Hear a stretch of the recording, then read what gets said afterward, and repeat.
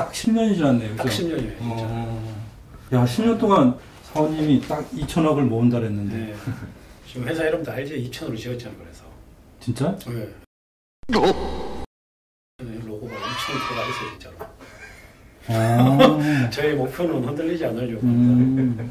내가 딱 이제 10년은 버틴다고. 10년 후에 돼야 이게 현실화 될 거라고. 그래서 이제 딱 10년이 흘렀어요. 원래 내년에 이제 쇼 딱 봐야죠. 현실에서보다 욕 많이 먹었지. 근데 나는 이제 그게 아니라 그 스토리를 본 거죠. 출판사를 가지고 있으면 2차적 정글, 캐릭터, 뒤쪽하고 웹툰. 뭐 그때 그 시작까지 난 쭉 다 본 거고. 2천억 만들기는 어렵지 않은데 예, 인생은 짧아요. 꿈은 크고 이렇게 좀 정확하게 크게 세우는 건 맞는 것 같아요. 그래서 중간중간에 좀 실수를 하거나 잃더라도 좀 덜 마음이 아프죠.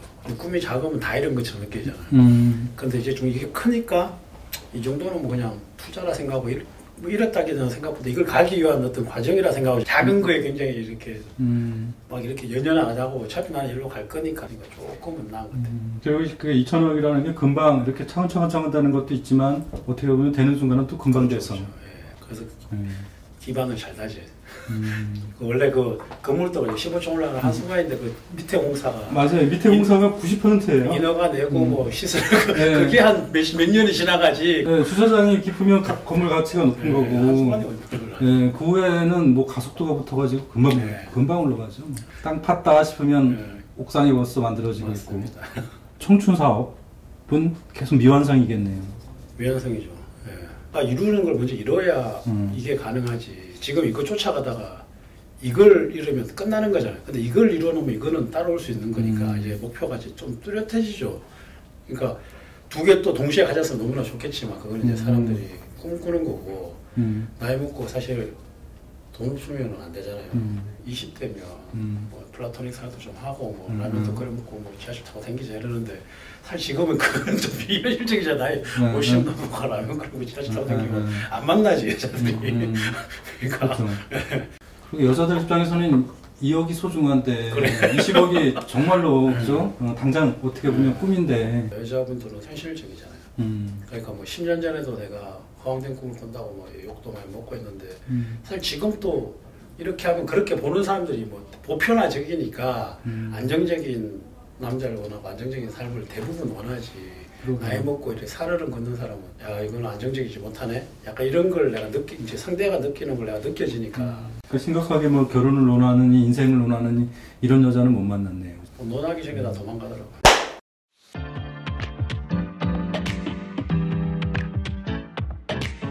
컨셉 자체가 사실 여자들한테 이렇게 안정감이 아니지. 좋은 아빠 된다 이런 거하고는 거리가 멀어 보이긴 해요. 그렇죠. 프로야구 선수를 하면서 그 마인드가 생긴 거예요. 본의 아니게 이렇게 떠돌아다니니까, 옮겨 다니니까 이렇게 그런 인생관이 생긴 거예요. 두 개가 맞물리는데 저는 그냥 제가 그걸 선택했다고 생각해요. 타협을 했더라면, 뭐 조직에 순응했더라면, 뭐 과연 그냥 내가 이렇게 다녔을까. 근데 뭐 내 주장, 뭐 나에 대한 어떤 생각이 강하기 때문에 또 그런 일들이 생기다 할 수 있는 거니까 결국은 내 태생이 그런 거지. 내가 순응하고 산다고 행복하겠어요? 유일하게 또 우리 짝 프로그램에 출연한 프로야구 선수가 됐잖아요. 그러니까요. 많이 먹었는데 동료들한테 장난삼아. 뭐냐고. 그러니까 상상을 못하는 일이었으니까. 근데 뭐 그때 사실 저는 나올 때는 제가 프로야구 선수라고 생각해서 뭐 짝프로 못 나왔어요. 프로야구 선수로 나온 게 아니잖아요. 새로운 삶을 위해서 나왔기 때문에 그런 마음으로 고쳐먹은 거지. 새로운 일을 하겠다고 세상에 나왔는데 이것 때문에 이걸 못하면 나는 그러면 이게 안 되잖아요. 껍데기를 이렇게 아까기도 벗어놓고 진짜 솔직한 40살의 나를 한번 대해봐야 되잖아요. 진짜 그런 마음이었던 것 같아요. 무슨 제작진도 다 이렇게 커버를 하니까 괜찮아요. 네, 거기서 아무리 뻘짓을 해도 뻘짓 안 하는데 네. 한 표도 못 받을까봐. 한 표도 못 받을까봐. 그게 제일 무서운 거죠. 안 주는 걸 어떻게 해. 인기가 없을까봐. 그러니까 그게 제일 무서운 거죠. 거자이로한테 엄청 감사해야 되겠네요. 감사했죠 그때는. 그러니까 그런 분을 올렸어요, 그죠? 내가 오니까 등달아 오랐나? 내가 오니까 등달아 오랐나? 일주일 내내 무난하게 있다. 마지막에 왜 갑자기 울어버리니까 사람들 다 황당한 거야. 보는 사람도 뭐냐 연출이냐? 계속 그러는 거야. 거기서 왜 갑자기 니가 왜 갑자기 이다 그러면서 안 울었어. 외쳤다고 내가 하니까.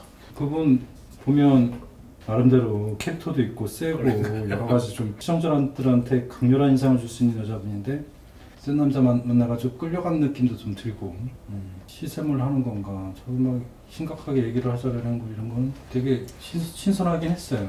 그게 뭐 솔직히 말하면 뭐 약간 뭐 자기의 매력 아니겠어요. 계속 보다 보니까 그게 남한테 관심도 안 두는데 그냥 그게 약간 질투할 수도 있고 뭐 약간 감정이 그래 될 게 확 변할 수 있는 상황들이 좀 생기는 것 같아요. 이 프로그램 줄 수 있는 가장 큰 약 어떻게 보면 반전이자 뭐 매력일 수도 있죠. 방송 나가고 수변 반응은 어땠어요? 편의점 갔는데 뭐 옛날 같으면 딱 가면 뭐 하다가 하나 프로 선수 아니에요? 이러는데 갑자기 못 따라가지고 하더만 짝싸우고 이러는 거였어요. 야씨 내 이미지가 갑자기 프로 선수에서 짝싸우러 바뀌었나 그런 에피소드 다음날 있긴 있었어요. 세상 나와서. 뭐 현주엽도 뭐 그런다고 하잖아요. 농구 선수랑 보고 밥 잘 먹는 사람 개그맨 뭐 이런 식으로 한다고. 그런 게 없다고 치면 어떻게 보면 자꾸 그죠? 과거 속에서만 안 살면 어떻게 할 거예요? 맞습니다. 나를 어떻게 보면 그런 뜨거운 용광로에 한번 집어넣어 본 거잖아요. 그죠? 그렇죠. 너무 뜨거웠지. 한번 또 허락해 주시지. 방송이 사실 좀 무서우니까. 그러니까 워낙 나도 그 앞에 카메라 많이 받고 살았던 사람이라서 그런 선수로서 이렇게 있어서 그때 나온 지 얼마 안 되니까 뭘 이렇게 보여주기가 굉장히 소실이 많이 겁나기도 겁났죠.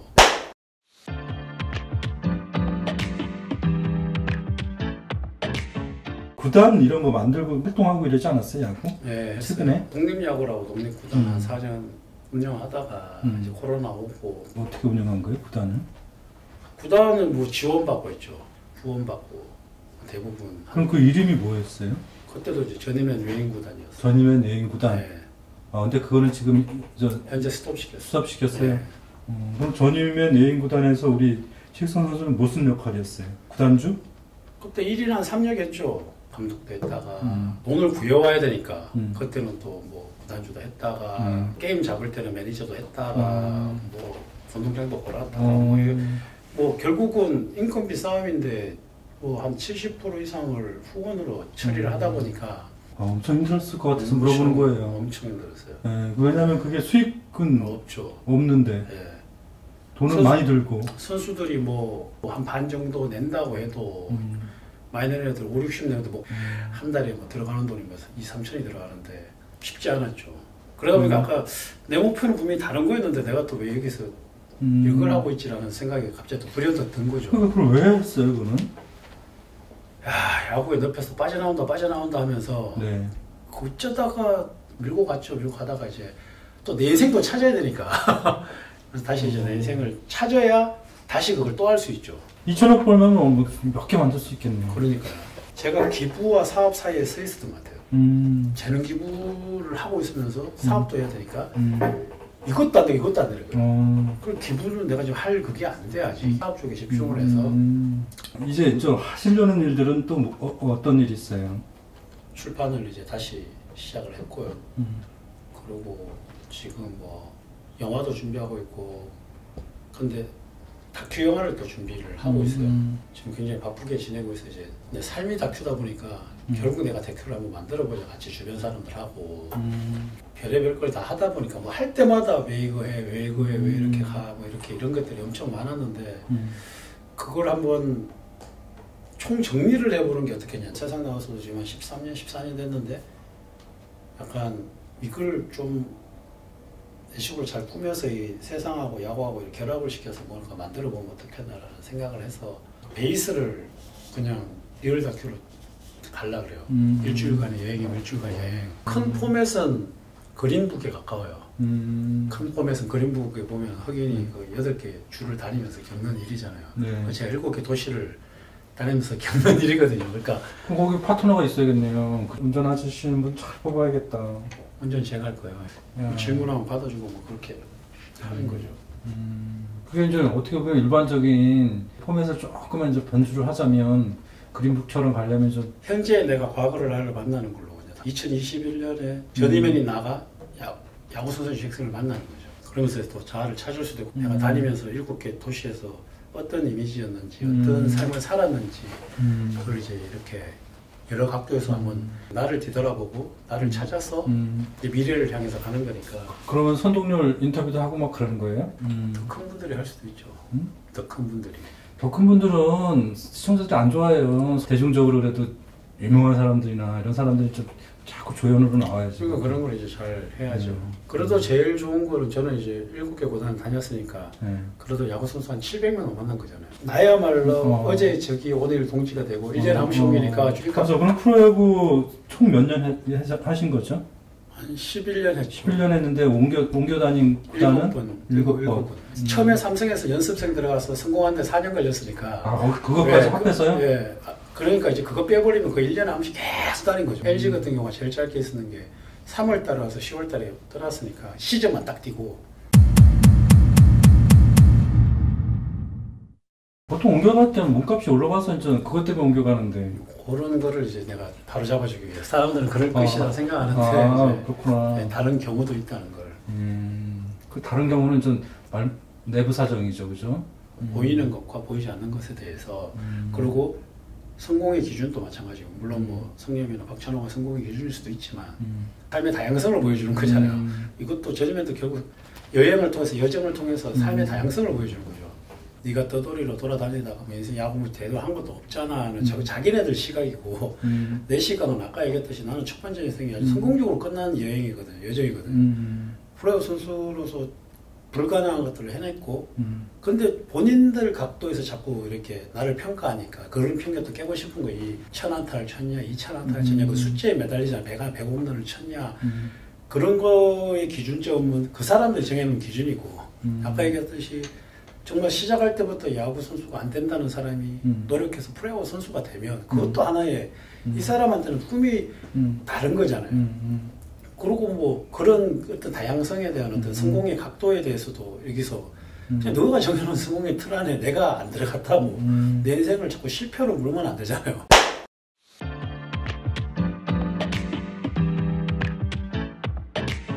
단어 자체가 세계적인 단어라서 잘못 만들면 좋겠고 왜냐하면 그거는 아까 뭐 그 얘기도 했지만 내가 만든 게 아니잖아요. 그들이 나한테 붙여준 거잖아요. 그러니까 내가 억지로 만든 게 아니에요. 전임에는 나는 정말 뭐 홍필동 되고 싶었지 뭐 전임에 되고 싶진 않았는데 전임이 나 뭔지도 몰랐어요. 근데 야구할 때부터 계속 전임에 그러고 계속 전임에 그러고 밀어내도 계속 온 거잖아요. 그러니까 이거를 내가 그런 것들을 한번 해보고 싶은 거 갑자기 얻어서 아 이게 아무리 밀어내도 오는데 받아들이고 한국 단어도 아니고 왜 나한테 왔지? 근데 요즘 넷플릭스가 있고 뭐 또 넷플릭스 안에 뭐 여러 가지 컨텐츠들이 있고 뭐 이렇게 하다 보니까 이제 아 이거 한번 해봐야 되겠다는 생각이 이제 또 잠깐 든 거죠. 메시지를 근사한 걸 하나 주면 좋겠네요, 그죠? 네. 다양한 삶을 살았어. 네. 그러면서 그때마다 내가 겪었던 어떤 인생 이야기를 펼쳐본다.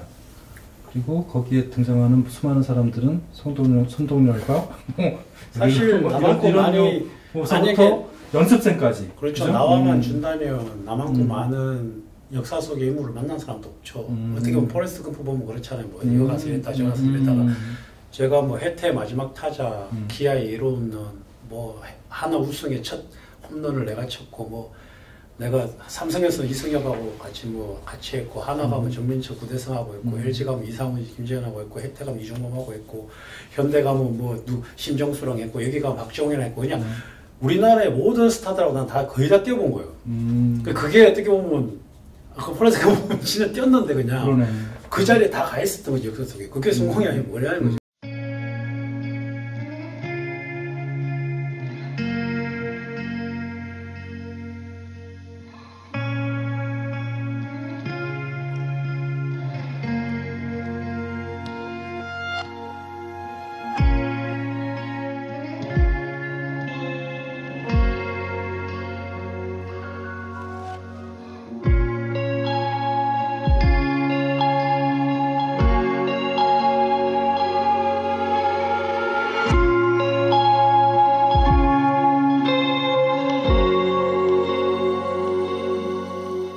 슈퍼맨, 배트맨, 스파이더맨하고 싸우려면 참 그러니까요. 네, 엄청나게 각오를 하셔야겠다, 그죠? 그러니까 기획 단계에서 어떻게 보면 참 신기한 게 오늘 월요일이잖아요. 네. 오늘부터 본격적으로 해야 되겠다는 생각을 내가 먹었는 날이에요. 오늘이. 저랑 만난 것도 그냥 급 만남이에요. 아니 그죠? 오늘 리얼 다큐 계속 생각하다 거야. 저도 리얼이잖아요 항상. 리얼 다큐 내가 분명히 짝 찍었는데 그 짝 찍은 분이 리얼 다큐의 그 청취자인데 그 사람한테 가서 한번 리얼 다큐에 대해서 한번 들어보고 싶다. 원래 저니맨이 컨셉이 무계획이 계획이잖아요.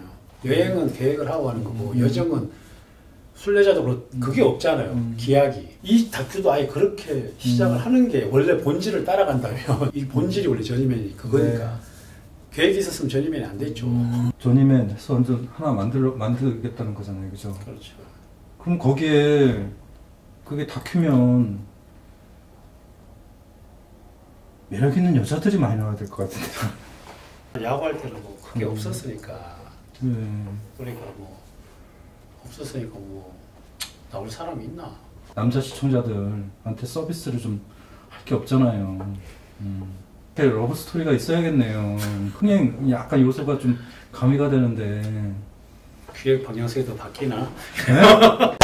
최근에 이제 출판 작업은 마무리된 거고요. 네. 지금은 이제 저는 출판사 대표는 아니고, 네.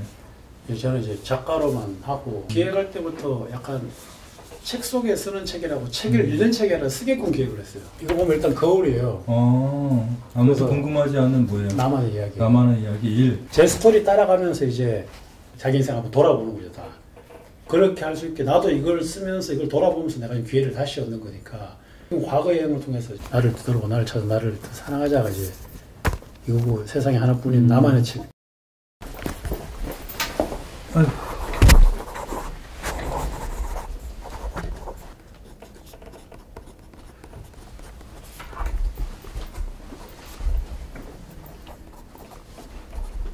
아직 짝을 찾아다니는 저님이 안타깝지만 웃자겠어요.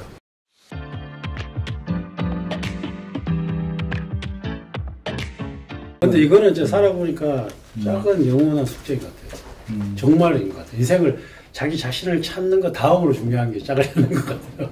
짝을 찾아야 자기 자신 찾을 수 있는 것 같고 이거 맞물려 있는 것 같아요. 그래, 전이면이 지구상 이렇게 가서 어느 곳에 있는 누군가를 또 탁 만나서 짝이 될지 마지막을 보고 싶긴 하네요. 내가 또 결혼하고 있었으면 재미없을 뻔했잖아. 전이맨, 짝을 위해서 안 하고 있는 거예요. 전이맨이 끝나는 느낌이네. 그러니까. 안녕하십니까. 짝 13기 4호 최익성입니다.